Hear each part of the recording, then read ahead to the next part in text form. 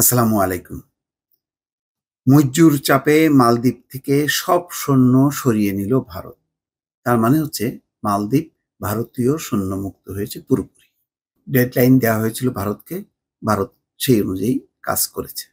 করার উপায়ও ছিল না, কেননা প্রেসিডেন্ট মুইজ্জু, পার্লামেন্ট সবই হচ্ছে চীনপন্থী সরকার বা পার্লামেন্ট দ্বারা প্রভাবিত।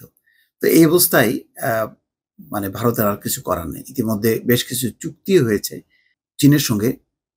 ভারত, আমেরিকা এই শক্তি আশঙ্কা করছে যে এর মধ্যে কিছু সামরিক চুক্তি হয়তো হয়েছে নিরাপত্তা সংক্রান্ত, যেখানে চীন খুব দ্রুত গতিতে মালদ্বীপকে সহায়তা দেবে।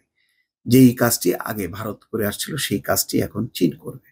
এবং খবরে এসছিল যে চীনা একটি যুদ্ধ জাহাজও মালদ্বীপের খুব কাছাকাছি অবস্থান করে আছে।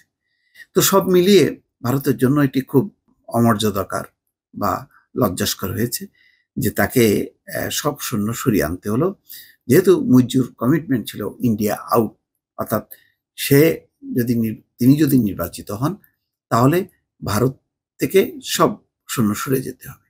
এই জন্য মালদ্বীপকে খেসারত দিতে হয়েছে। এই টানাপোড়েনে ভারতীয় পর্যটকরা ঘোষণা দিয়েছে তারা মালদ্বীপ যাবে না, তারাও পাল্টা বয়কট করেছে। 46% পর্যটক কমে গেছে ভারতীয়। এর ফলে অর্থনৈতিক একটা সংকটের মধ্যে পড়েছে। তবে এটি হয়তো মুইজ্জু সরকার খুব একটা পাত্তা দিচ্ছে না, কেননা চীন তার পাশে আছে এই মুহূর্তে। আর ভারতীয় পর্যটকরা যেমন আসে তেমনি চীনের পর্যটকও কম না। হয়তো সেই জায়গাটা চীন অবস্থান নেবে। সম্পর্ক উন্নয়নের জন্য মুইজ্জু সরকার তার পররাষ্ট্রমন্ত্রীকে ভারতে পাঠিয়েছে, জয়শঙ্করের সঙ্গে বৈঠকও হয়েছে। সেখানে বলেছে অতীতের ভুল বোঝাবুঝি শেষ করে সামনের দিকে এগোতে। জয়শঙ্করও বলেছে হ্যাঁ তার সরকারও চায়, কিন্তু এগুলি বোঝা যায় এগুলি সবই হচ্ছে কূটনৈতিক সৌজন্য। বাস্তবে হচ্ছে এখন পুরোপুরি মালদ্বীপ চীনের একটা নিয়ন্ত্রণে চলে গেল বা তার আধিপত্যে চলে গেল। এবং মালদ্বীপের মানুষ হয়তো সেটাই চেয়েছে, ভারতের সাথে থাকাটা তারা আর স্বাচ্ছন্দ্য বোধ করেনি। অতীতের যেমন নেপাল, ভুটান, শ্রীলঙ্কা তারাও কিন্তু একে একে সরে গেছে। এখন দক্ষিণ এশিয়াতে ভারতের বন্ধু বলতে শুধুমাত্রই বাংলাদেশ। বাংলাদেশে যদি সাধারণ একটি নির্বাচন হতো তাহলে বোঝা যেত যে বাংলাদেশের সাধারণ মানুষ কোন রাজনৈতিক দলকে ভোট দিয়ে তারা প্রমাণ করত যে তারা ভারতের সাথে নেই।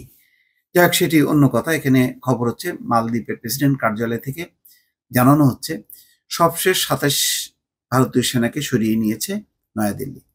ভারতের পররাষ্ট্র মন্ত্রণালয়ের এক মুখপাত্র বিষয়টি স্বীকার করে বলেন, সেনা প্রত্যাহার উপলক্ষে আলাদা করে কোনো অনুষ্ঠানের আয়োজন করা হয়নি।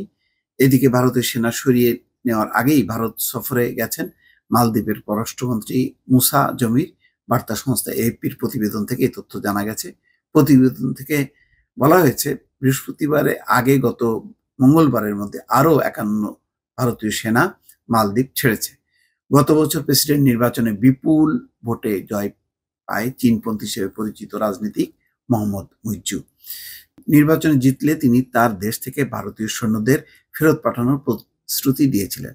এরই অংশ হিসেবে মুইজ্জু সরকার তার প্রতিশ্রুতি পালন করেছে। এদিকে ভারতীয় সেনাদের মালদ্বীপ ত্যাগের ডামাডোলের মধ্যেই গত বুধবার দেশটির পররাষ্ট্রমন্ত্রী মুসা জমিজান এটি মূলত এক ধরনের প্রতিবেশীদের সাথে সুসম্পর্ক রাখার একটি প্রচেষ্টা হিসেবে ধরছে, কিন্তু মালদ্বীপ তার অবস্থান পরিত্যাগ করবে, অর্থাৎ চীনকে বাদ দিয়ে ভারতকে প্রাধান্য দেবে, সেটি মনে করার কোনো কারণ নেই। দর্শক ভালো থাকবেন।